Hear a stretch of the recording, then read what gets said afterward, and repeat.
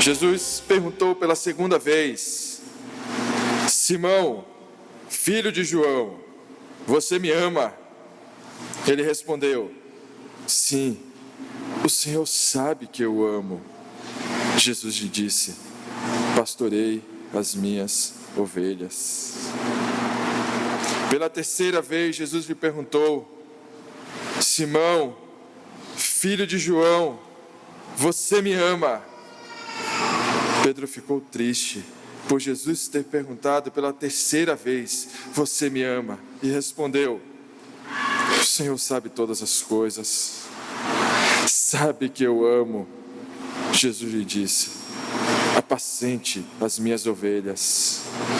Em verdade, lhe digo que quando era mais moço, você se cingia e andava por onde queria, mas quando você for velho, estenderá as mãos e outro cingirá e o levará para onde você não quer ir. Jesus disse isso para significar com que tipo de morte Pedro havia de glorificar a Deus. Depois de falar assim, Jesus acrescentou: siga-me. Vamos orar mais uma vez.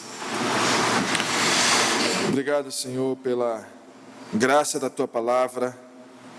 Obrigado porque nós temos nela todo o alimento que precisamos. Pedimos que o Senhor nos alimente através dela nessa manhã.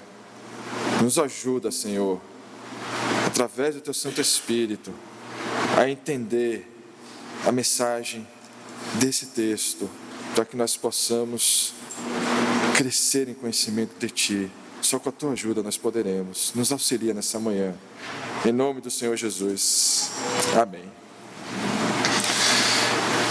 Uma das condições do homem é ser movido pelas memórias. E muitos já, ao longo da história, pensaram e escreveram sobre as memórias. Aristóteles escreveu sobre as memórias. Agostinho escreveu sobre as memórias. Freud escreveu sobre as memórias. Tantos outros escreveram sobre as memórias. De fato, elas são intrigantes, porque as memórias estão em algum lugar dentro de nós. Nós não podemos acessar essas memórias fisicamente. E nós também não podemos manipular essas memórias como bem entendemos. Elas são nossas, elas nos pertencem, elas estão dentro de nós não sabemos onde, mas também não podemos manipular elas. E não só nós não podemos manipular as memórias, como as memórias nos causam sentimentos, reações tantas vezes físicas, embora ela não esteja em um lugar físico. Por exemplo, nós podemos nos alegrar, nos sentir felizes, inclusive fisicamente felizes, com uma boa memória, uma memória agradável, uma memória daquelas que você diz: puxa, essa memória me trouxe tantas boas lembranças, que bom foi lembrar disso. Porque de alguma forma, pela memória, você experimenta novamente aquele prazer que uma vez você experimentou.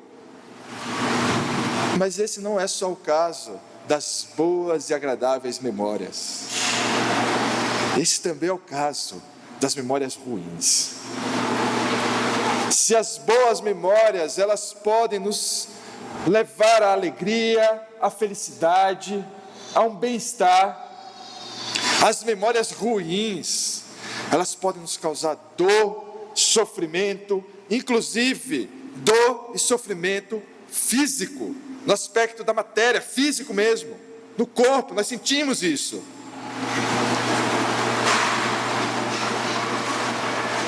Essas são aquelas memórias que, em geral, nós fazemos de tudo para esquecer.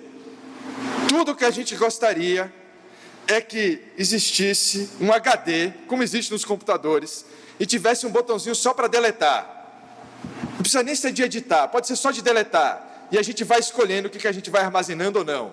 não, essa aqui eu não quero guardar não, porque toda vez que eu lembrar disso aqui não vai me fazer bem. Então eu vou deixar aqui só as memórias que vão me fazer bem, porque eu quero ser feliz o tempo todo. Eu quero ser chato, ser feliz o tempo todo. Estou sorrindo o tempo todo.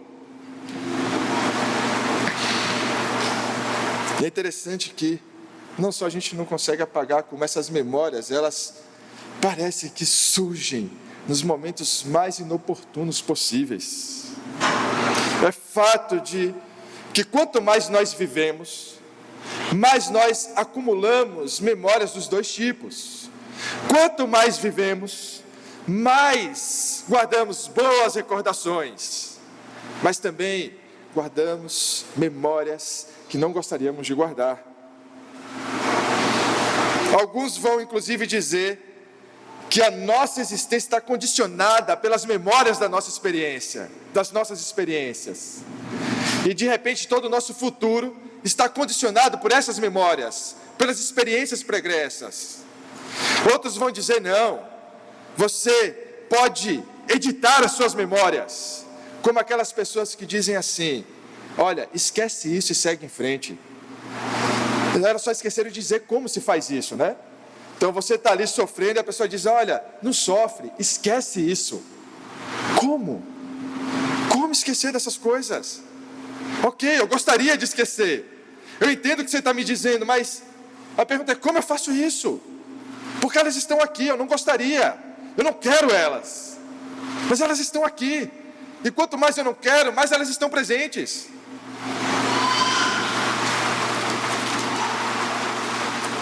Mas, como se isso não fosse suficiente, nós ainda temos dois agravantes em toda essa situação. Como se toda essa questão da memória, do espaço da memória e dos efeitos da memória não fosse suficiente. Nós temos dois agravantes. O primeiro agravante é a nossa própria natureza. Por que eu estou dizendo isso? Todos nós tomamos decisões ruins em algum momento da nossa vida. Não tem jeito, não tem escapatória, não tem saída. Todos nós tomamos decisões das quais nos arrependemos. E não adianta o discurso das pessoas, que estão aí desfrutando dos prazeres e dizendo, eu estou vivendo uma vida sem arrependimentos. Mentira, porque todos tomam decisões ruins, todos fazem escolhas que não gostariam de ter feito, todos acabam adquirindo memórias que não gostariam de ter, porque fizeram mais escolhas. Esse é o primeiro agravante. O segundo agravante é que assim como a gente não consegue manipular as memórias, nós também não conseguimos manipular o tempo. Ou seja, a gente pode até tomar uma má decisão, lidar com as consequências dessa decisão ruim, da melhor forma possível, consertar o que dá para ser consertado. Tudo isso nós podemos e devemos fazer, mas existe algo que a gente não consegue fazer. A gente não consegue voltar no tempo. A gente não consegue voltar no exato momento daquela decisão e então tomar a decisão que deveríamos ter tomado lá. Não dá. Por mais que a gente lide com as consequências dessas más decisões, a memória delas permanece ali. Não dá para voltar no tempo. Não dá para refazer o caminho. Alguma coisa fica ali. Alguma memória fica ali.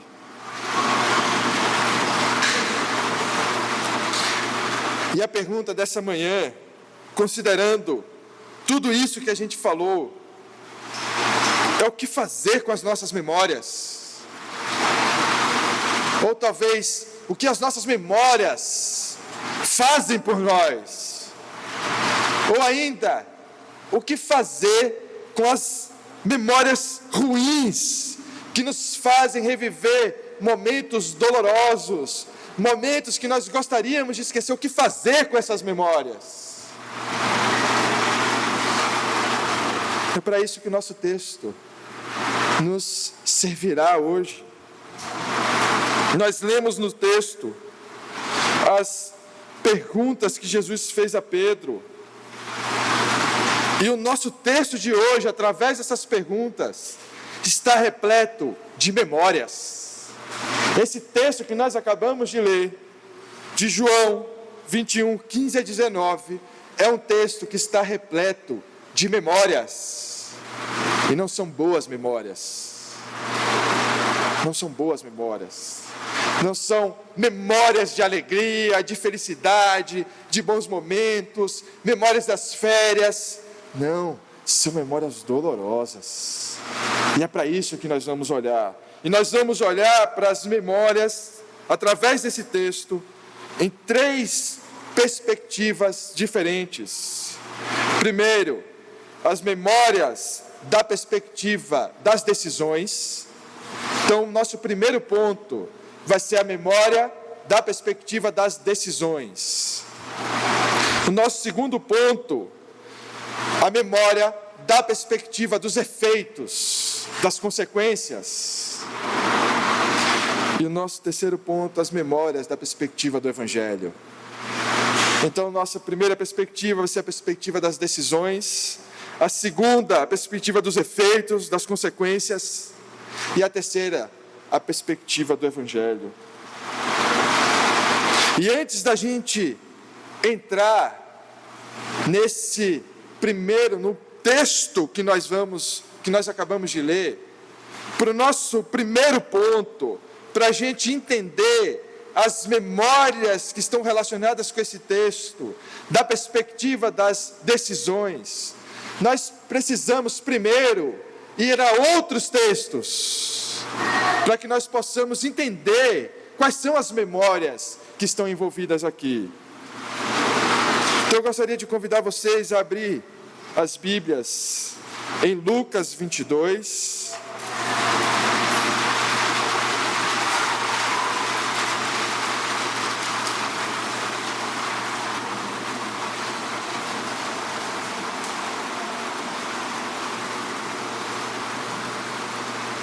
Primeiro vamos fazer a leitura dos versículos 31 a 35. Então, Lucas 22, 31 a 35. Simão, Simão, eis que Satanás pediu para peneirar vocês como trigo. Eu, porém, orei por você, para que a sua fé não desfaleça. E você, quando voltar para mim, fortaleça os seus irmãos. Porém, Pedro respondeu: estou pronto para ir com o Senhor, tanto para a prisão como para a morte.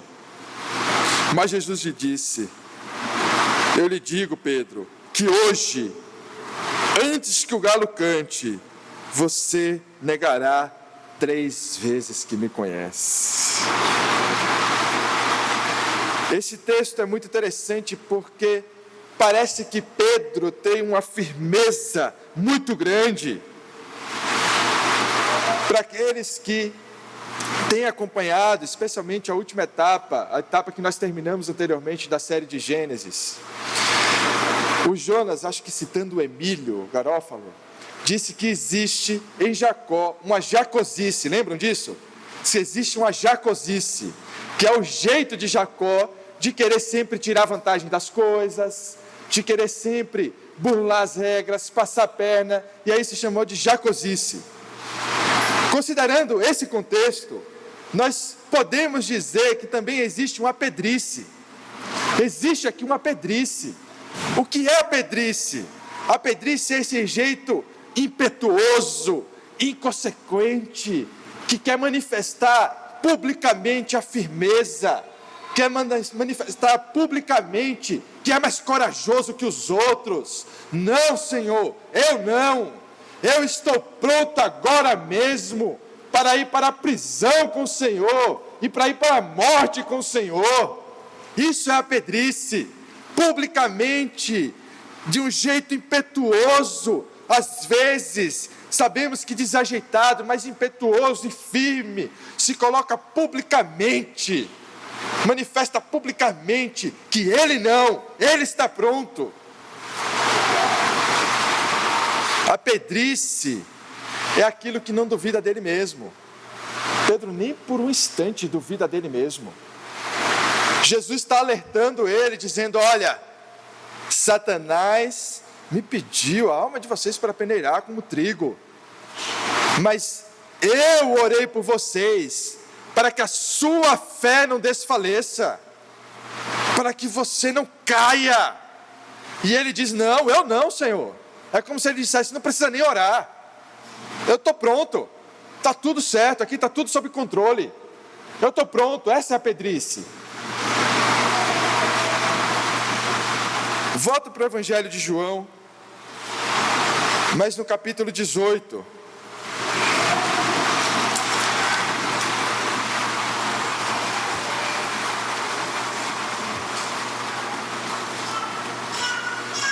Capítulo 18, nos versículos 1 a 11, nós temos mais um elemento para endossar a pedrice de Pedro. Ele diz assim: depois de dizer isso, Jesus saiu juntamente com seus discípulos para o outro lado do ribeiro de Cedron, onde havia um jardim, e ali ele entrou com eles. Judas, o traidor, também conhecia aquele lugar, porque Jesus muitas vezes havia se reunido ali com seus discípulos. Tendo, pois, Judas recebido a escolta e alguns guardas da parte dos principais sacerdotes e fariseus, chegou a esse lugar com lanternas, tochas e armas. Então Jesus, sabendo de tudo o que ia acontecer com ele, adiantou-se e perguntou-lhes: a quem vocês estão procurando? Eles responderam: a Jesus, o Nazareno. Então Jesus lhe disse: sou eu. Ora, Judas, o traidor, também estava com eles. Quando Jesus lhes disse: sou eu, recuaram e caíram por terra. Jesus de novo lhes perguntou: a quem vocês estão procurando? Responderam: a Jesus, o Nazareno. Então Jesus disse: já lhes falei que sou eu. Se é a mim que vocês estão procurando, deixem que estes vão embora. Ele disse isso para se cumprir a palavra que tinha dito anteriormente: não perdi nenhum dos que me deste. Então Simão Pedro puxou da espada que trazia e feriu o servo do sumo sacerdote, cortando-lhe a orelha direita. E o nome do servo era Malco. Mas Jesus disse a Pedro: guarda a espada na bainha. Por acaso não beberei o cálice que o Pai me deu? Aqui a gente tem mais um desses fatos que nos fazem acreditar que Pedro está de fato pronto para ir para a prisão. Meus irmãos, aqui os soldados estão chegando, os soldados estão armados, eles sabem o que está para acontecer, eles sabem que Jesus está para ser preso, e Pedro não recua, ele puxa a espada e vai para cima dos soldados, de jeito impetuoso, com toda a sua pedrice, de um jeito desajeitado, mas de novo, que parece demonstrar muita firmeza, parece alguém resoluto, pronto para seguir Jesus até a morte.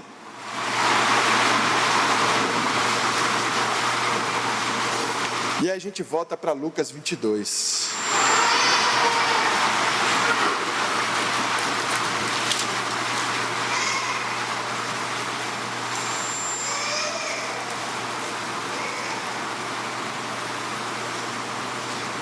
Os versículos 54 a 62.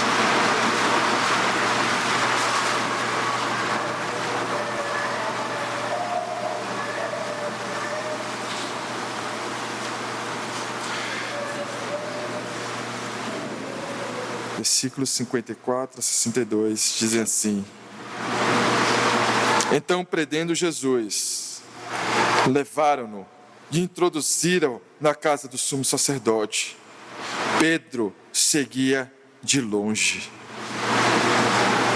Quando acenderam fogo no meio do pátio e se assentaram juntos, Pedro tomou lugar entre eles. Uma empregada, vendo-o sentado perto do fogo, fixou os olhos nele e disse: este também estava com ele. Mas Pedro negou, dizendo: mulher, não o conheço. Pouco depois, outro homem, ao ver Pedro, disse: você também é um deles. Mas Pedro disse: homem, eu não sou um deles. E tendo passado cerca de 1 hora, outro afirmou, dizendo: com certeza, este também estava com ele, porque também é galileu. Mas Pedro insistiu: homem, não sei do que você está falando. E logo enquanto Pedro ainda falava, o galo cantou. Então o Senhor voltou-se e fixou os olhos em Pedro. E Pedro se lembrou da palavra do Senhor, como lhe tinha dito: hoje, antes que o galo cante, você me negará 3 vezes. E Pedro, saindo dali, chorou amargamente.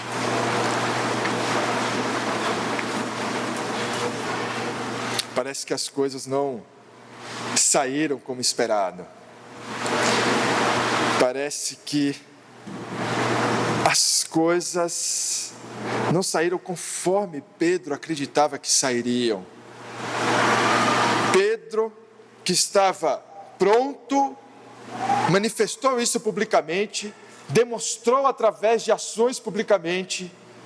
Parece que de repente agora é aquele que se vê negando o Senhor, se vê negando a quem amava, se vê negando a Jesus Cristo. E ao negar, Jesus olha para Pedro, e Pedro se lembra que Jesus havia dito: você me negará 3 vezes. E lembrando disso, Pedro chora amargamente. O choro amargo é a dor de alguém que luta para ver Deus. A nossa luta não é a luta para apagar as nossas memórias. A nossa luta não é a luta para editar as nossas memórias. A nossa luta é a luta para ver Deus em todas as nossas experiências. A nossa batalha, como a batalha de Pedro, é a batalha para ver a Deus quando as coisas não saem como nós gostaríamos. É a luta para ver Deus quando nós não conseguimos ser fiéis até o fim. É a luta para ver Deus quando o próprio Deus, olhando para nós, nos mostra que nós não conseguimos ser fiéis. A nossa luta não é para apagar as nossas más memórias, as memórias que nos causam dor.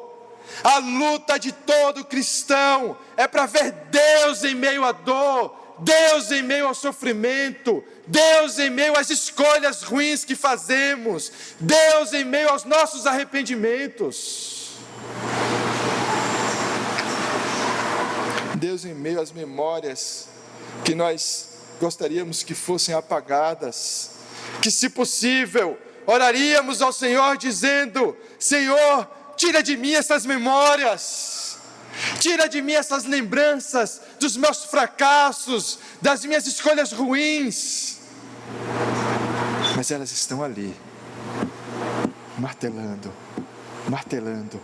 e a nossa luta não é contra elas, é nossa visão, é contra o nosso coração, é contra a nossa tentativa de ver Deus em meio a todas as memórias. E quando não vemos Deus em meio às nossas experiências, o choro é amargo, o choro é difícil, porque só vemos as consequências das experiências, das decisões, só vemos as memórias em si, só vemos os arrependimentos, mas não conseguimos ver Deus nelas. Essas são as memórias que estão na mente de Pedro, quando Jesus faz as perguntas a ele, do texto de João 21.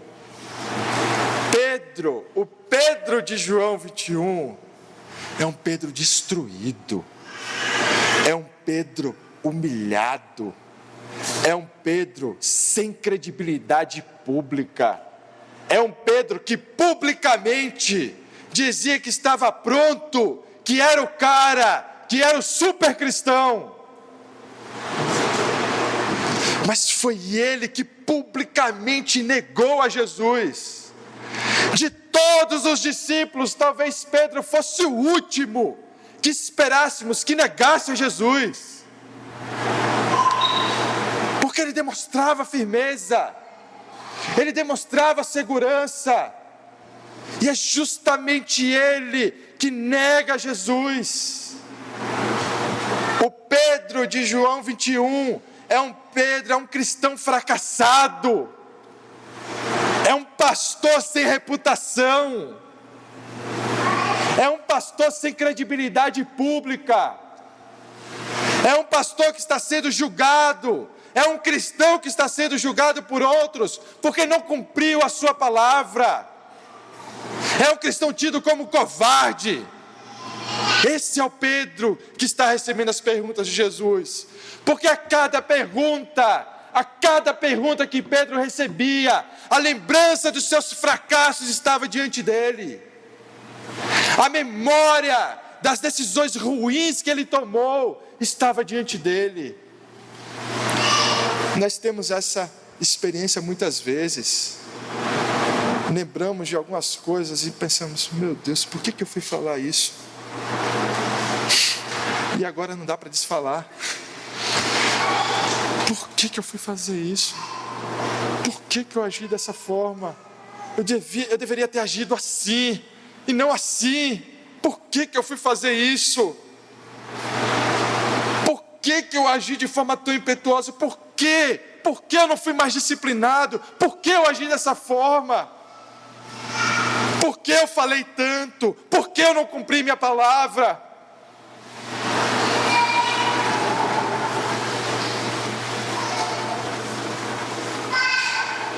E agora sim, nós retornamos ao texto de João 21.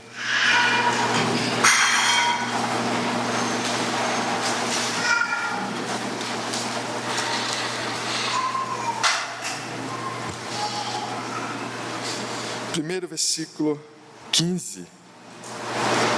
Depois de terem comido, Jesus perguntou a Simão Pedro: Simão, filho de João, você me ama mais do que estes outros me amam? Ele respondeu: sim, o Senhor sabe que eu amo.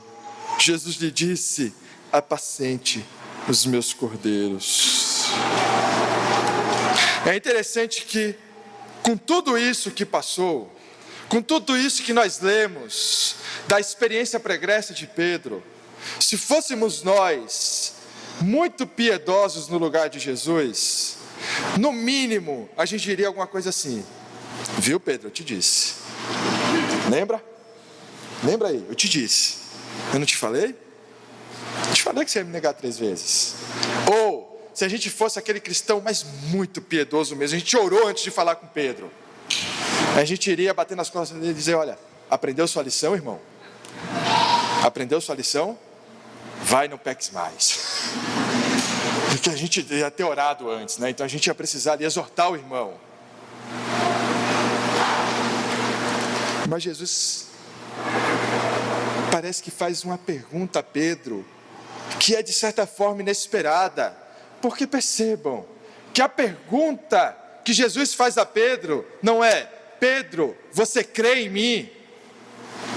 Porque Pedro havia negado a Jesus.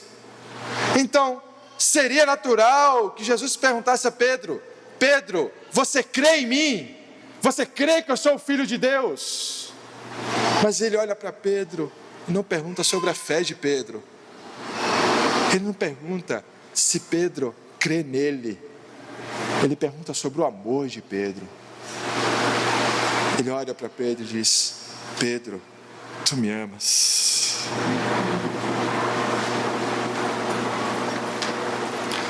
E é interessante que parece que nesse contexto a pedrice não é mais a mesma. Porque se fosse o Pedro tão cheio da sua pedrice, e Jesus perguntasse: você me ama? Ele prontamente diria: claro que eu te amo mais do que todos nesse mundo. Eu te amo mais do que qualquer um. Que tipo de pergunta é essa? Lógico que eu te amo. Ele apelaria à sua própria mente, ao seu próprio conhecimento, à sua própria consciência, mas não esse Pedro. Porque lembremos mais uma vez, o Pedro que está aqui é um Pedro destruído. É um Pedro que está dilacerado. É um Pedro que não goza mais de reputação. É um pastor que as pessoas agora olham para ele. Aqueles mesmos que antes olhavam com admiração, olham para ele e fazem: nunca imaginei isso. Nunca imaginei que justo esse faria isso. Portanto, as memórias de Pedro, as memórias da dor e do fracasso, não deixavam mais ele apelar para a sua própria consciência, para o seu próprio conhecimento, para o seu próprio ímpeto. Mas ele diz a Jesus em sua resposta: tu sabes que eu te amo. Tu sabes que eu te amo. Ele agora apela não à sua própria consciência e conhecimento, mas ao conhecimento de Jesus, dizendo: Senhor, tu sabes que apesar dos meus fracassos, eu te amo. Apesar das minhas decisões ruins, eu te amo. Apesar da minha reputação ter sido destruída, eu te amo. Apesar de não ter cumprido as minhas palavras, eu te amo.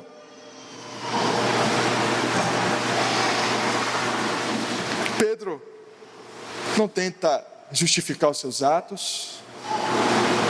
Pedro não tenta arrumar uma boa desculpa.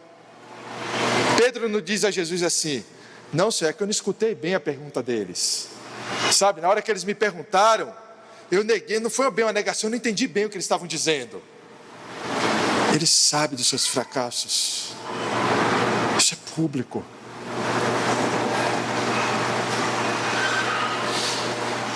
Pedro está consumido pelo fracasso. Todo o potencial de Pedro de liderar, de pastorear, está comprometido, porque Pedro agora não goza mais de uma reputação pública. Todos sabem que ele negou. Todos sabem que ele negou. Todos sabem que ele havia dito que estaria pronto e na hora negou. Todos têm conhecimento disso. Mas o que é surpreendente é que quando ele pergunta: Senhor, tu me amas? E Pedro responde: tu sabes que eu te amo. Jesus aceita a resposta de Pedro. Quanto de nós aceitaríamos a resposta daqueles que nos negaram, daqueles que nos machucaram? Quantos de nós entregaríamos àqueles que nos machucaram aquilo de mais precioso que nós temos? Jesus, ele recebe a resposta de Pedro, e Jesus diz a Pedro: apacenta as minhas ovelhas, cuida das minhas ovelhas. Existe um equívoco comum na leitura desse texto, que é entender que esse diálogo de Jesus com Pedro, ele é um diálogo particular, sabe? Então, na maioria das vezes, muitos imaginam, lendo esse texto, que Pedro e Jesus estão numa montanha distante, Nós sozinhos, e é uma conversa ao pé do ouvido. Não, essa conversa é pública. Eles estavam sentados, tinham acabado de comer, todos estavam reunidos, e Jesus, olhando para Pedro, diz: Pedro, tu me amas mais do que estes? Tu me amas mais do que esses que estão sentados aqui também? Tu me amas mais do que esses que estão aqui à volta? Todos estão ouvindo isso. Todos estão ouvindo a pergunta de Jesus. Todos estão ouvindo a resposta de Pedro. Todos estão ouvindo a resposta de Jesus, dizendo: cuida das minhas ovelhas. O que nós temos nesse texto é um recondicionamento de Pedro, uma restituição de Pedro ao ofício, uma reconstrução, um restabelecimento daquela reputação de Pedro, segundo a autoridade de Jesus. Porque Jesus está dizendo na frente de todos: tu me amas mais do que estes. E quando Pedro diz: tu sabes que eu te amo, ele aceita essa resposta. E diz a ele: apacenta, pastoreia as minhas ovelhas. Jesus reintegra Pedro. Jesus reintegra Pedro ao exercício do ministério, ao serviço à igreja, ao seu testemunho cristão. Jesus começa a reconstruir a pedrice de Pedro. Jesus começa a reconstruir a vida daquele homem. E é interessante que é natural que antes de reconstruir algo precise ser destruído. Algo precisa ser machucado, algo precisa ser triturado, algo precisa ser esmagado.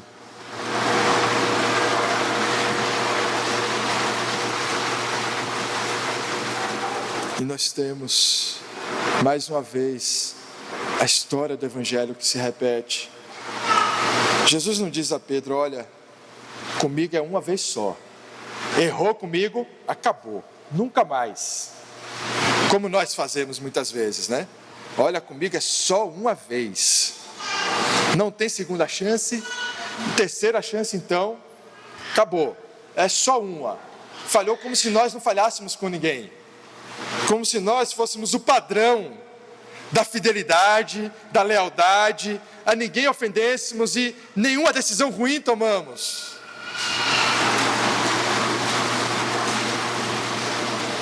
Mas Jesus, olhando para aquele homem que negou ele, restitui ele ao ministério, reintegra ele.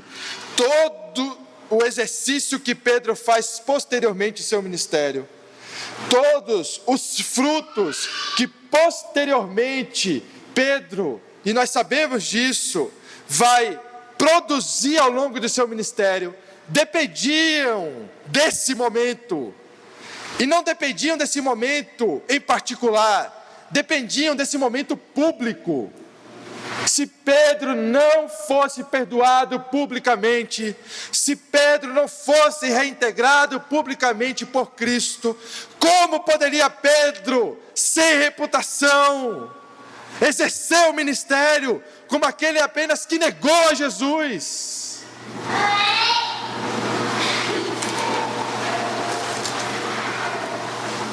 Mas Jesus não para por aí. Se nessa primeira pergunta nós temos já aqui a reintegração de Pedro ao ministério, ao serviço cristão, Jesus continua repetindo as mesmas perguntas. Versículo 16, Jesus perguntou pela segunda vez: Simão, filho de João, você me ama? Ele respondeu: sim, o Senhor sabe que eu o amo. Jesus lhe disse: pastorei as minhas ovelhas. Pela terceira vez, Jesus lhe perguntou: Simão, filho de João, você me ama? Pedro ficou triste por Jesus ter perguntado pela terceira vez: você me ama? E respondeu: o Senhor sabe todas as coisas, sabe que eu amo. Jesus lhe disse: apacenta as minhas ovelhas. Pedro se entristece pelas memórias. Pedro não se entristece por nenhuma outra razão. Pedro não se entristece por não conseguir declarar da forma como ele gostaria de declarar o seu amor por Jesus. Mas Pedro se entristece pelas memórias. 3 vezes Pedro negou. 3 vezes ele precisou afirmar o seu amor. E todas as vezes que Jesus perguntava, ele revivia as suas negações. As suas memórias estavam ali. As dores das suas decisões ruins estavam ali. Pedro está assombrado pelas suas memórias. Pedro está entristecido pelas memórias que mais uma vez o fazem reviver a negação ao Senhor Jesus. Não está mais em xeque o amor de Pedro. Jesus já aceitou a sua resposta. Jesus sabe que Pedro ama. Jesus sabe que a despeito dos fracassos dele, ele o ama.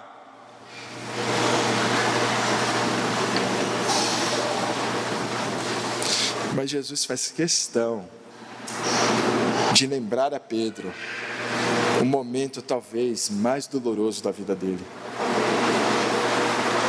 E essa é a grande questão.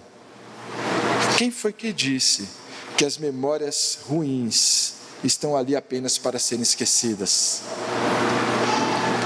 Quem foi que disse que as nossas decisões ruins estão alheias aos planos de Deus? Quem foi que disse que as experiências que tivemos anteriormente, das quais nos arrependemos, como devemos nos arrepender, não são usadas por Deus como ferramentas didáticas para nos colocar no estado de espírito correto, para nos colocar exatamente onde deveríamos estar? Quem foi que disse que as escolhas ruins não nos lembram que a nossa pedrice também precisa mudar, também precisa ser removida? Quem foi que disse que as experiências ruins, as memórias ruins, não servem ao Senhor, não mudam o nosso coração, não nos aproximam de Deus? Quem foi que disse que elas devem ser esquecidas? Talvez aqueles que imaginam que esse mundo deveria ser um mundo apenas de alegrias, acham que essas memórias devem ser esquecidas, mas o cristão não. O cristão não pode olhar para esse mundo e imaginar que esse mundo é um mundo de deleites, alegria, de felicidade, de prazer. O cristão olha para esse mundo como um mundo de dores, esperando a alegria eterna. Se pelas memórias ruins, se por nos lembrar as nossas más decisões, se por colocar todos os dias o nosso arrependimento diante dos nossos olhos, o Senhor nos preservar até o fim, que Ele faça isso todos os dias, que todos os dias eu seja envergonhado, que todos os dias eu seja humilhado pelos meus fracassos, mas que o Senhor me preserve até o final. Jesus está mostrando para Pedro que ele não deve confiar nele mesmo. Talvez esse seja o nosso maior erro: acreditar demais em nós mesmos, acreditar demais na nossa capacidade. O nosso erro é acreditar que tudo é a nosso respeito. Tudo é sobre nós, tudo é sobre mim, tudo é sobre a minha experiência, tudo é sobre as minhas memórias. E repetidas vezes temos falado nesse púlpito que o Evangelho não é sobre você, não é sobre nós, e vamos continuar repetindo todas as vezes, até que todos entendam que essa é a bênção do Evangelho. Quando nós falamos isso, não falamos para nos entristecer, falamos como encorajamento, é graça, é bênção, que as coisas não sejam sobre nós, é misericórdia de Deus, que a história não seja sobre as nossas memórias, mas sobre a memória do Cordeiro. Não é sobre nós e as nossas memórias, é sobre o Cordeiro e a sua obra. Isso é bênção, meus irmãos, é bênção. É bênção que não sejamos nada nesse mundo, é graça que não sejamos tão importantes, é maravilhoso dizer que não é sobre mim, é sobre Ele.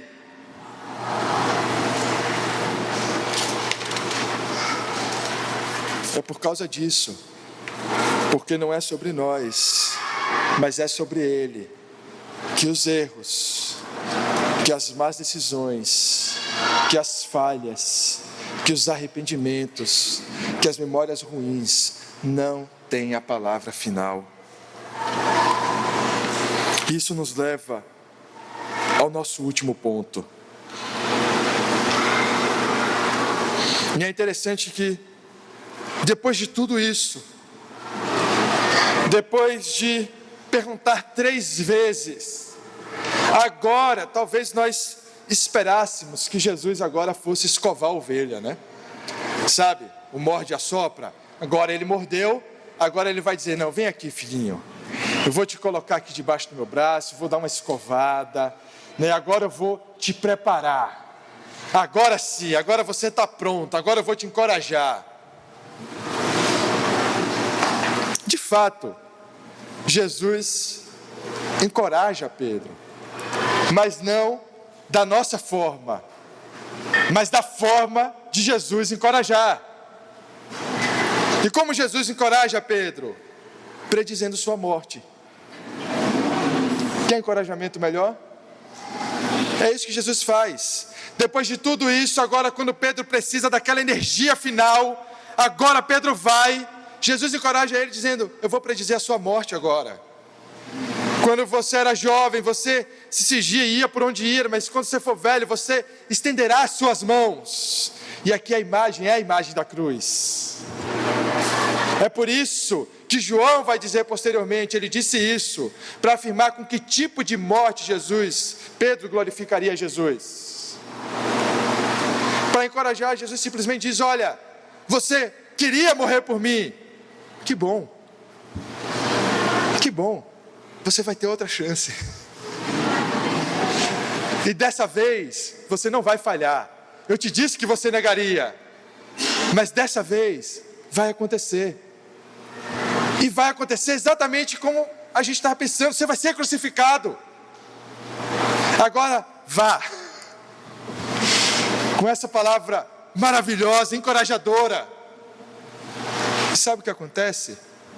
Depois que Jesus predisse a morte de Pedro, Pedro serviu a igreja mais de 30 anos, lembrando dessas palavras de Jesus. Pedro viveu e serviu e pregou e lutou e pregou em lugares que tantas vezes eram hostis ao Evangelho, sabendo que a qualquer momento, a morte dele chegaria.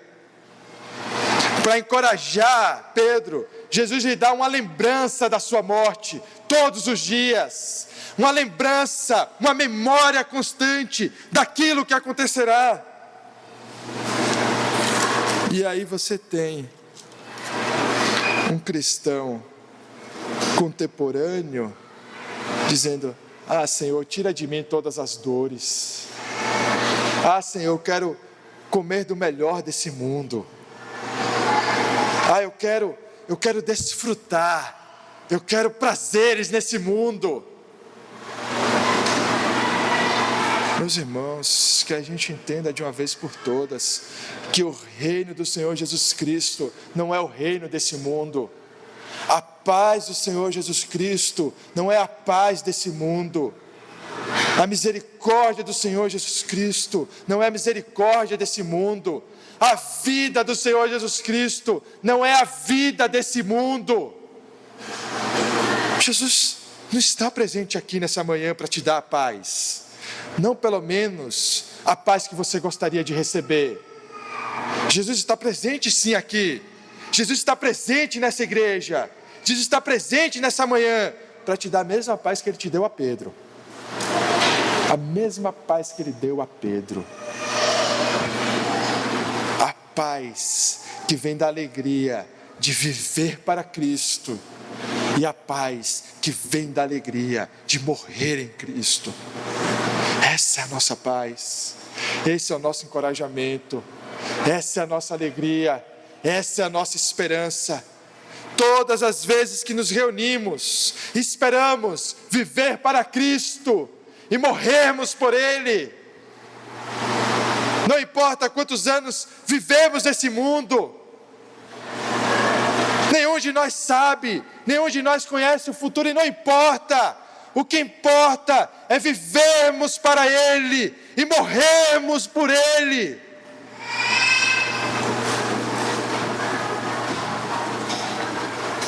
Jesus termina a sua fala dizendo: siga-me. Depois de perguntar 3 vezes, depois de encorajar Pedro, lhe dando uma memória para acompanhá-lo todos os dias, uma lembrança daquilo que ele disse todos os dias, ele diz: siga-me. Essa é a palavra de Jesus aos hesitantes, essa é a palavra de Jesus aos sem reputação, essa é a palavra de Jesus aos dilacerados pelas suas más decisões. Essas são as palavras de Jesus para aqueles que se arrependem de tantas coisas. É o Jesus que olha para aqueles que uma vez o negaram e diz: sigam-me, sigam-me, siga-me você hesitante, siga-me você envergonhado, siga-me você arrependido, siga-me. Talvez, olhando para o título desse sermão, você esteja se perguntando: mas e a igreja? Porque afinal de contas, o título do nosso sermão é Creio na Igreja. Cadê a igreja? Onde a igreja está nessa história toda? Nós começamos o nosso sermão falando de memórias. E o que é a igreja, se não a memória do Evangelho? Falamos sobre memórias constantemente ao longo desse sermão. E por que estamos aqui reunidos, se não pela memória? O que nos junta aqui, se não a memória? O que sustenta esse povo aqui, se não a memória? É a memória do Evangelho que está presente aqui. É aqui que nós olhamos uns para os outros e lembramos que ninguém está aqui por mérito, ninguém está aqui por boas decisões. Todos presentes aqui são envergonhados, arrependidos, humilhados, arrependidos das suas más decisões. A igreja é ela que está aqui para confirmar a nossa fé, quando as nossas lembranças ruins nos dizem e nos acusam de que nós não somos cristãos, não somos dignos, não merecemos graça, não merecemos misericórdia. É aqui que nós juntamente falamos: nós não merecemos, mas o Senhor nos deu. O Senhor nos deu um lugar para que nós lembrássemos do Evangelho. O Senhor nos deu um lugar para ouvir o Evangelho. O Senhor nos deu um lugar para cantar o Evangelho. O Senhor nos deu um lugar para ouvir pessoas fazendo uma profissão pública de fé, afirmando a sua fé em Jesus. O Senhor nos deu um lugar para que nós possamos contemplar as pessoas descendo as águas e nascendo para uma nova vida em Jesus Cristo. O que é esse lugar, senão a memória do Evangelho? Por que estamos aqui, senão para lembrar todos os dias que nós não somos dignos, mas que o Senhor nos deu graça? A igreja é para arrependidos, a igreja é para miseráveis, a igreja é para aqueles que choram amargamente pelo nosso passado, mas sabem que o futuro está nas mãos do Senhor. Quando declaramos que cremos na igreja, estamos dizendo que cremos na obra redentora de Cristo, que cremos na vida que nos é dada pelo sangue derramado. Quando declaramos que cremos na igreja, estamos dizendo que não somos definidos pelos nossos erros, pelas nossas más decisões, mas somos definidos pela obra da cruz. Quando dizemos que cremos na igreja, estamos dizendo que podemos pegar as nossas memórias ruins, os nossos arrependimentos e cravando eles numa cruz, para que eles sejam lavados também pelo sangue do Cordeiro. A igreja é onde envergonhados caminham juntos, mas são onde envergonhados caminham juntos para a glória eterna. A igreja é onde todos nós reunidos, perguntados por Jesus: tu me amas? Respondemos: Senhor, tu sabes que a despeito dos meus fracassos, a despeito dos meus arrependimentos, das minhas más decisões, tu sabes que eu te amo, Senhor. É isso que todos nós falamos. Tu sabes que a respeito de tantas coisas que eu fiz, das quais eu me arrependo, tu sabes que eu te amo.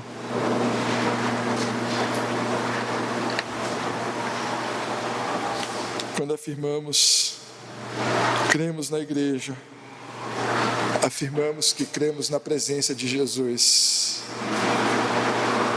afirmamos que não cremos na nossa própria força, na nossa própria capacidade, no nosso próprio conhecimento, mas cremos em sua presença, e cremos que a sua presença, a mesma presença que nos traz vida, que nos traz paz, é a presença que nos conduzirá até o final. Arrependimentos, certamente teremos tantos outros, certamente tomaremos outras más decisões na vida que o Senhor nos deu, mas a maravilha do Evangelho é que até ossos secos podem frutificar, até miseráveis podem frutificar, até secos podem dar os mais belos frutos. Se existe algo que podemos fazer com as nossas memórias ruins, já que não podemos apagá-los, fazer com que eles frutifiquem e glorifiquem ao Senhor. Vamos orar, meus irmãos.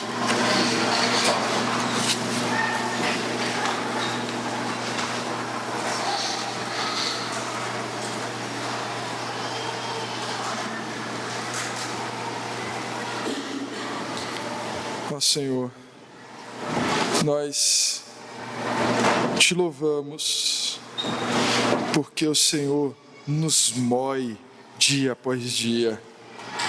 Te louvamos, porque o Senhor destrói o nosso ego. O Senhor acaba com as nossas certezas. Te louvamos, porque o Senhor não nos dá paz nesse mundo. E te clamamos que o Senhor não nos permita descansar nesse mundo, que o Senhor continue nos envergonhando pelo teu amor, continue nos envergonhando pela tua palavra, que todos aqui, envergonhados pela presença do Senhor Jesus Cristo, possamos ser preservados e perseverados até o final da nossa peregrinação, porque aqui é nessa igreja, é no corpo de Cristo, no corpo pelo qual o Senhor Jesus morreu, que envergonhados encontram vida, que a tristeza se transforma em alegria, que arrependimento se transforma em louvor. Mas essa é tua obra, Senhor. Essa é tua obra. Só a tua mão pode fazer isso. Faz isso em nossas vidas. Faz isso para aqueles que já professam o Evangelho, mas que têm sido assombrados pelas más decisões. Deixa que se lembre das suas más decisões, mas que elas façam todos verem a cruz de Cristo, onde as nossas más decisões, os nossos arrependimentos são lavados pelo sangue do Cordeiro. E aqueles, Senhor, que não conhecem esse Evangelho, dá-lhes, Senhor, arrependimento, dá-lhes vergonha, dá-lhes dor, para que eles te encontrem, para que eles te vejam e que te vendo encontrem vida. Em nome do Senhor Jesus nós oramos. Amém, ó Deus.